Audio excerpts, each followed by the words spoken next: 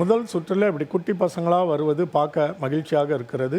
நீங்கள் சொல்லும் தமிழ் சொற்கள் இன்னும் எங்களை உற்சாகப்படுத்துகிறது. தொடங்கலாமா? முதல் சொல்லுக்கான முயற்சி. யா,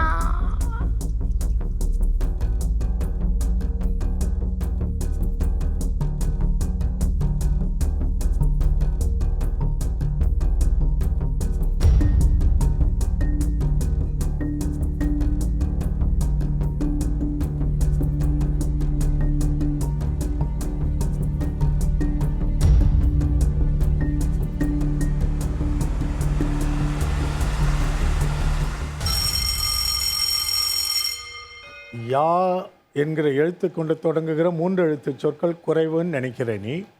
நான் கூட அதை ஏற்றுக்கொள்கிறேன். இது என்ன சொல்லா இருக்கும்னு பார்ப்போம் வாங்க. யாக்கை. கேள்விப்பட்டிருக்கியா? கேள்விப்பட்டிருக்கேன். காதில் விழுந்திருக்கிறது, என்னவென்று தெரியாது. யாக்கை என்றால் உடல், உடம்பு. இந்த சொல்லை எங்கே நீங்கள் பார்க்க முடியும்? உங்களுக்கு தெரிந்த பாடல்கள்.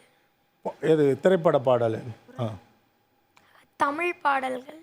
தமிழ் பாடல்களில் திருக்குறளில் பயன்படுத்தப்பட்டிருக்கிறது. நீங்கள் போய் ஆசிரியர்கிட்ட கேளுங்க, எந்த குறள்னு உங்களுக்கு சொல்லுவாங்க. அதிலிருந்து நிறைய சொற்களை நீங்கள் தெரிந்து கொள்ளலாம். யாக்கை என்பது உடம்பு.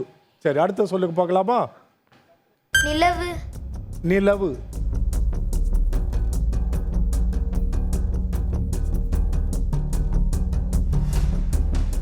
நினைவு.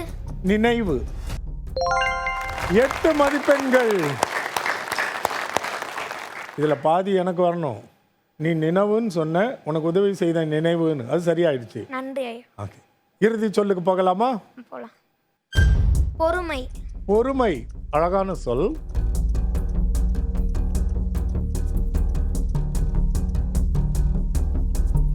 பொந்து.